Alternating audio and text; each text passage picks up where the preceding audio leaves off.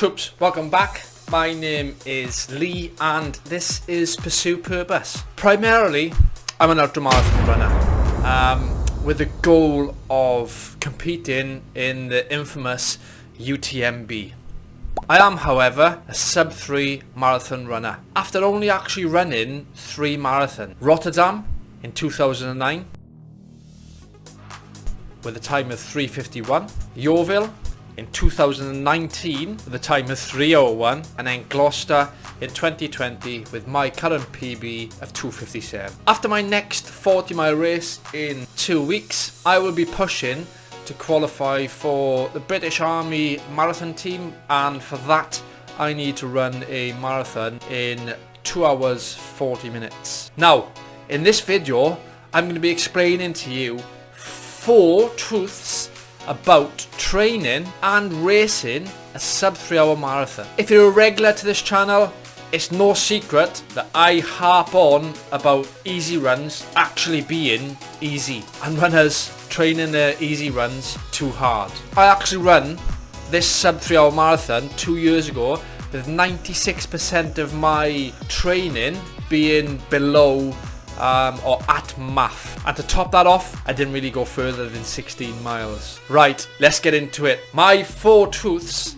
that most runners miss out on when trying to get a sub-3 hour marathon. Now, I will say some of these points are going to be controversial because most of them, people will find it hard to admit to themselves that in fact these are right. Anyway, be sure to stay to the end because my last point is my most pivotal reason as to why I actually achieved sub-3 hours in the end. Number 1, super shoes are not needed.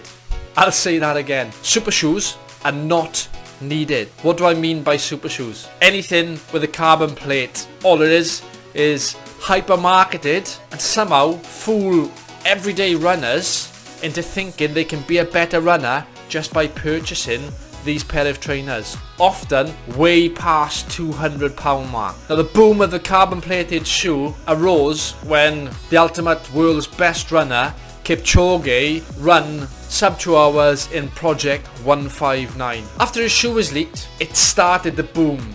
You could not then stand on the start of a race without looking around and being flooded by people in carbon plated shoes.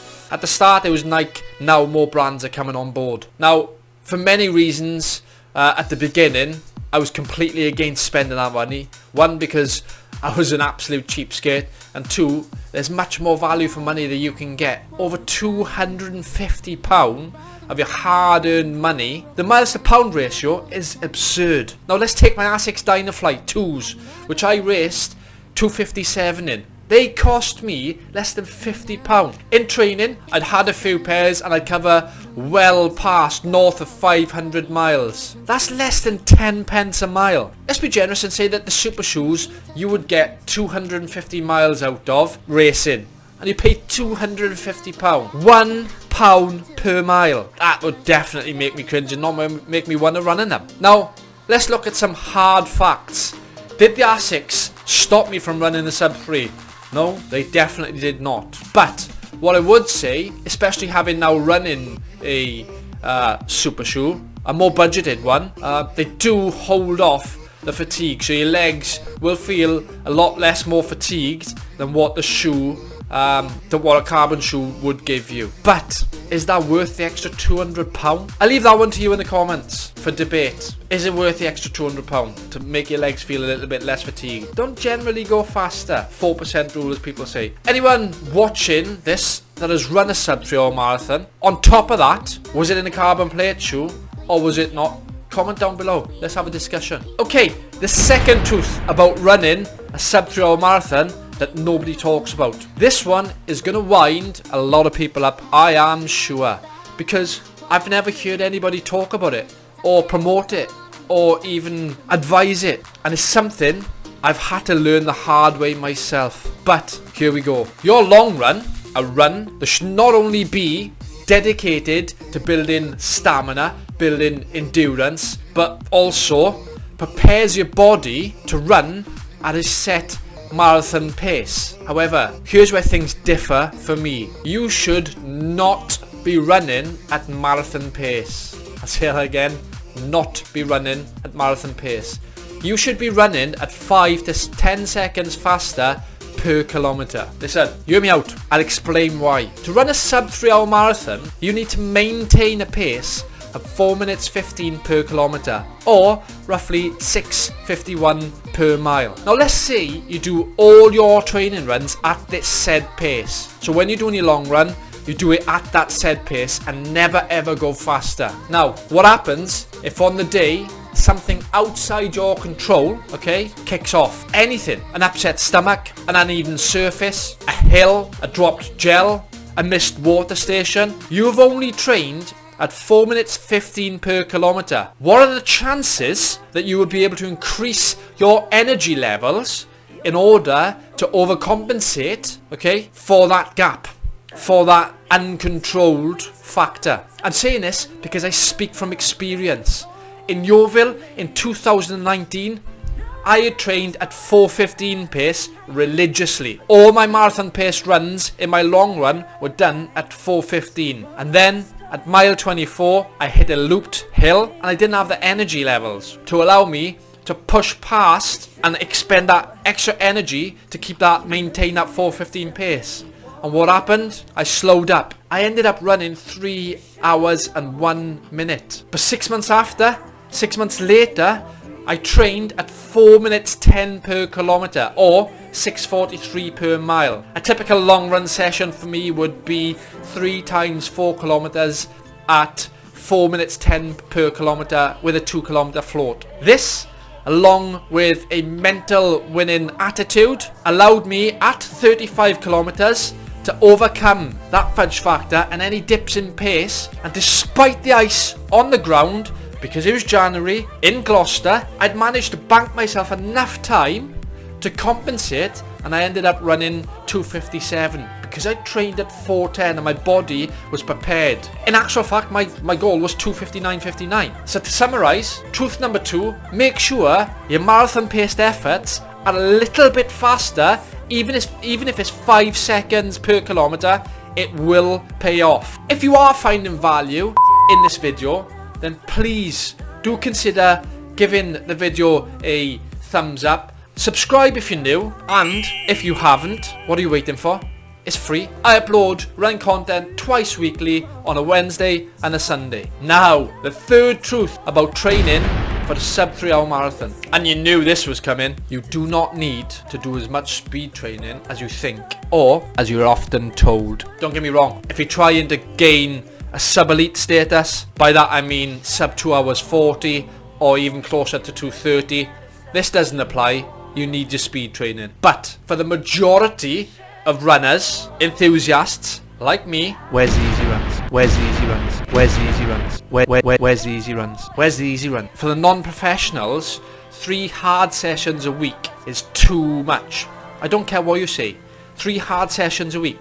Tempo, sprints, and your long run too fast. Easy runs allow you to recover. They build and improve stamina and the cardiovascular system.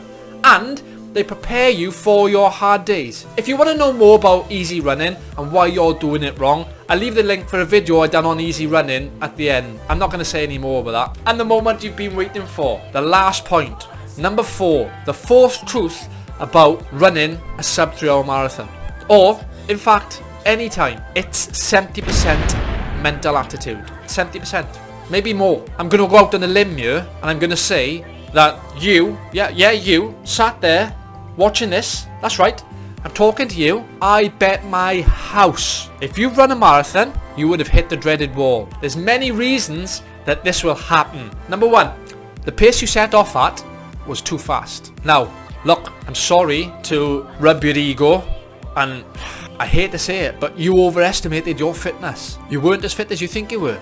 Maybe next time, gauge it a little bit better. Use tools like Metathon. Number 2, you didn't fuel correctly. I'm not going to delve into the whole nutrition game, but in short, practice what you preach. If you don't practice in training, how can you expect to do it in the race? And number 3, the whole point of this, you can overcome all these factors with a different mindset. How? I done a podcast with Tom Evans. One of Tom's main points was he said to me, you have to expect to hurt. So when that time comes, you're already expecting it. For me, in Yeovil, 35 kilometers in, you have to be in the mental state to say, in today. Not today, sweetheart. In Yeovil, I creamed in. I creamed in hard and I gave in to the hill. My pace died off.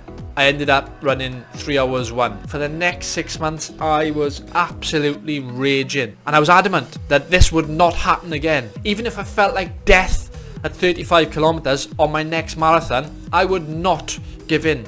I would not quit. I expected that hurt. And it worked. I got to 35k. It came and went. Repeating to myself, you've got this.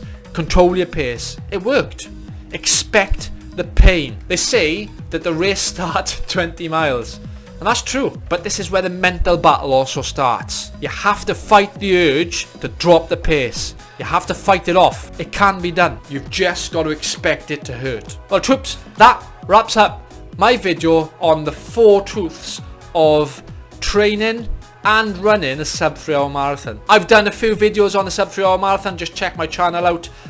There's a few there. Coming up next for me is the 40 miler from Purposeful to Penarth, Pegasus Ultra Running, the Vogum. That's in 2 weeks on the 4th of June. And going for sub 6 hours.